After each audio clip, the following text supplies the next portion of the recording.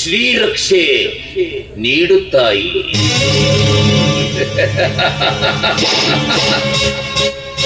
ಜಗಪತಿ ರೆಡ್ಡಿ ಗೋಳಿ ಗೋಳಿ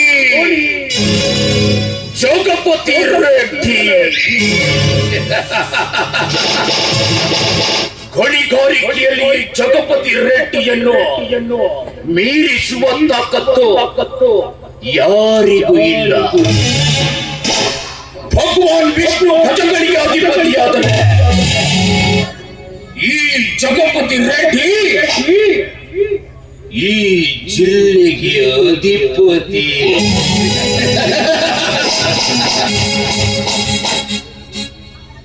ಈ ಭೂತಾಯಿಯ ಗರ್ಭದಲ್ಲಿರುವ ಅಮೂಲ್ಯವಾದ ಸಂಪತ್ತು ಕಲ್ಲಿದ್ದಲನ್ನು ದಾಸ್ತಾನು ಮಾಡಿ ಹೊರದೇಶಕ್ಕೆ ಎಕ್ಸ್ಪೋರ್ಟ್ ಮಾಡಿ ಕೋಟಿ ಕೋಟಿ ಹಣ ಸಂಪಾದಿಸಿ ನಾನಾಗಿದ್ದೇನೆ ಕೋಟ್ಯಾಧೀಶ್ವರ. ಅದೇ ಕೋಟಿ ಕೋಟಿ ಹಣದಿಂದ ಕಬ್ಬಿಣದ ಕಾರ್ಖಾನೆ ಸ್ಥಾಪಿಸಿ ಅನೇಕ ಬಡವರಿಗೆ ಕೆಲಸ ನೀಡಿ ಅವರ ದೃಷ್ಟಿಯಲ್ಲಿ ನಾನಾಗಿದ್ದೇನೆ ಧ್ವನಿ, ಅನ್ನ ನೀಡುವ ಧ್ವನಿ.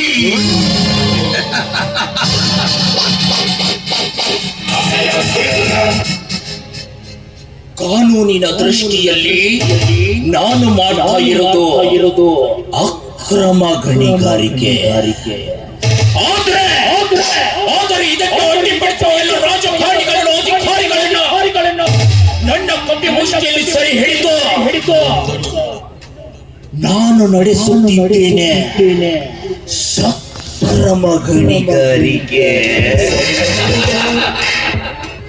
ಈ ಜಿಲ್ಲೆಯಲ್ಲಿ ಎಂತ ಅಧಿಕಾರಿಗಳು ಬಂದರು ನನ್ನ ಮಾರುತದ ಮಾತನಿಗೆ ಮಾಡ ಹೋಮವಾಗುವುದು ಮಾತ್ರ ನಿಶ್ಚಿತ.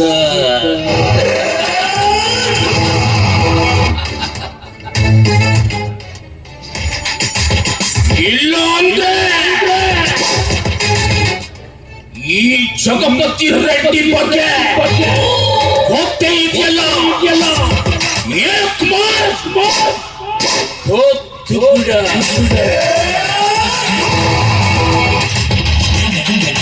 ಹುಟ್ಟುತ್ತಲೇ ಆಗರ್ಭ ಶ್ರೀಮಂತಿಕೆಯಲ್ಲಿ ಬೆಳೆದ ನಾನು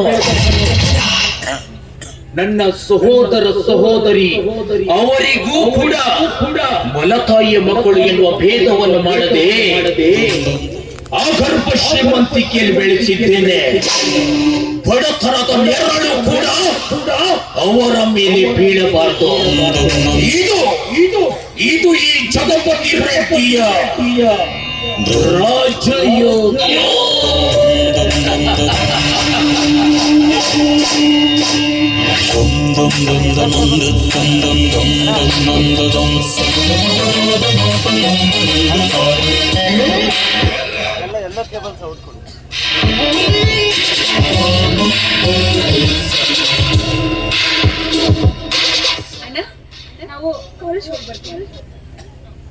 ಕಾಲೇಜ್ ಹೋಗ್ತಿದ್ದೀರಲ್ವಾ?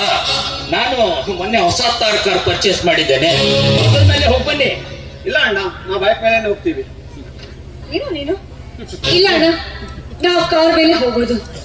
ಯಾಕೆಂದ್ರೆ ಈ ಜಿಲ್ಲೆಯಲ್ಲಿ ಜಗಪತಿ ರೆಡ್ಡಿಯವರ ತಂಗಿ ಅಂದ್ರೆ ಸುಮ್ಮನೆನ? ಇಲ್ಲಿ ನಮ್ಮ ಸ್ಟೇಟಸ್ ಬೇರೆ, ನಮ್ ಗಮ್ಮತ್ತೇ ಬೇರೆ. ಹೀಗಿದ್ಮೇಲೆ ನಾವು ಕಾರ್ ಮೇಲೆ ಹೋಗೋದು. That's like a good girl. ಅಣ್ಣ ಹೊರಡೋಣಾಗಿದೆ, ಸರಿ ಬರ್ತೀವಣ್ಣ, ಬಾಯ್.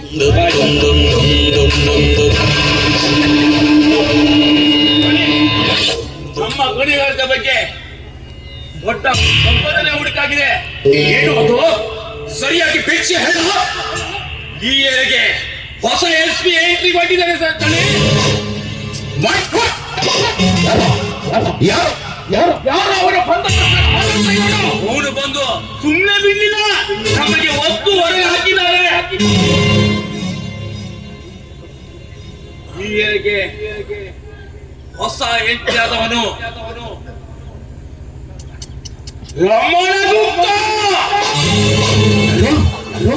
ರಮಣ ಗುಪ್ತನ.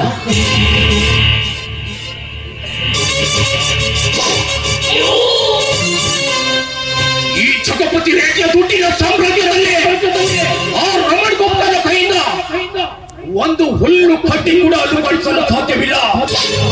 ಏನ್ ರಮಣ ಗುಪ್ತ, ನೀನ ನಾನ ನೋಡೇ ಬಿಡೋಣ ಕಣ. ನಿನ್ನನ್ನು ಹೇಗೆ ಮಟ್ಟ ಹಾಕಬೇಕು ಅಂತ ನನಗೆ ಚೆನ್ನಾಗಿ ಗೊತ್ತಾ. ಏ ರಮಣ ಗುಪ್ತ, ನಿನ್ನ ಶವದ ಬೆಟ್ಟಿಗೆಯಲ್ಲಿ ತಪನ್ ಮಾಡಿ ನಿನ್ನ ದುರಂಕಾರವನ್ನು ದಮನ ಮಾಡದೆ ಹೋದರೆ ಈ ಜಗಪತಿ ರೆಡ್ಡಿಗೆ ಆ ರಮಣ ಗುಪ್ತ ನನ್ನ ಹೇಗೆ ಮಟ್ಟ ಹಾಕಬೇಕು ಅಂತ ನಾನು ನಿನಗೆ ಪ್ಲಾನ್ ಕೊಡ್ತೇನೆ.